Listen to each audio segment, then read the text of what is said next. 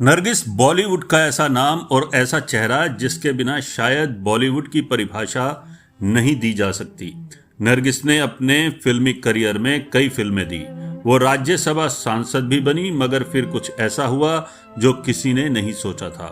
नरगिस जब राज्यसभा सांसद थी तब अचानक तेजी से उनका वजन कम होने लगा।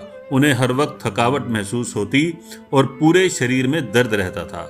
शुरू में तो ना ही नरगिस ने ना ही उनके पति सुनील दत्त ने इस बारे में ध्यान दिया, मगर फिर हालात ज्यादा खराब होने लगे तो उन्हें डॉक्टर के पास ले जाया गया।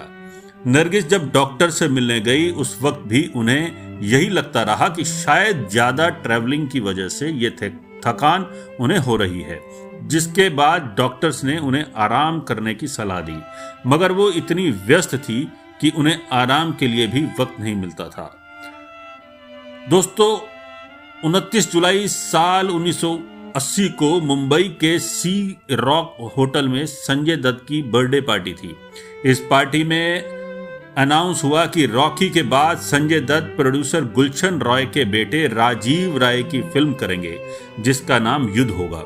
इस पार्टी में संजय दत्त के सारे करीबी पहुंचे थे, मगर फिर उनकी मां नरगिस दत्त नहीं पहुंच पाई क्योंकि वो राज्यसभा के काम के लिए दिल्ली में रह रही थी। इस बर्थडे पार्टी के 4 दिन बाद अचानक नरगिस की तबीयत बहुत खराब हो गई। उन्हें लेने के लिए सुनील दत्त दिल्ली आए, मगर वो एयरपोर्ट पर भी चल नहीं पा रही थी। इसके बाद दत्त ने उन्हें ब्रीच कैंडी अस्पताल में भर्ती कराया। डॉक्टर समझ नहीं पा रहे थे कि नरगिस को क्या हो रहा है। रिपोर्ट्स नॉर्मल आ रही थी। 15 दिन नरगिस अस्पताल में रही, जहां हर रोज उनकी तबीयत बिगड़ती जा रही थी। हर रोज उनका वेट कम हो रहा था और चेहरा डूब रहा था।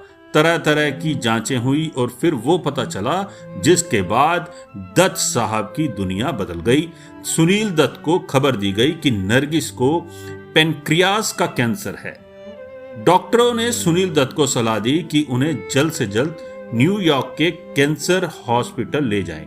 सुनील दत्त टूट गए, वो कुछ बोल नहीं सके। वो घर आए और तीनों बच्चों को बुलाकर इस बात की जानकारी दी। उस दिन उनके बंगले में मातम पसर गया। सुनील दत्त उन्हें न्यूयॉर्क ले गए, जहां कुछ समय तक उनका इलाज चला। इलाज कराकर जब नरगिस वापस लौटी तो उनकी तबीयत फिर बिगड़ गई और वो कोमा में चली गई। डॉक्टरों ने सुनील दत्त से कह दिया कि उन्हें मरने दें। उन्होंने कहा कि नरगिस महीनों से कोमा में हैं और वो बच भी गई तो एक सब्जी की तरह पड़ी रहेंगी। हालांकि सुनील दत्त नहीं माने, नरगिस की सेवा की और वो कोमा से लौट आई। नरगिस ठीक होने लगी और सुनील दत्त ने बेटे संजय दत्त की डेब्यू फिल्म के प्रीमियर के लिए एम्बुलेंस व्हीलचेयर का इंतजाम कर लिया था। उनकी सीट भी रिजर्व थी, मगर नरगिस के नसीब में बेटे की पहली फिल्म देखना नहीं लिखा था। उससे पहले ही नरगिस ने इस दुनिया को छोड़ दिया।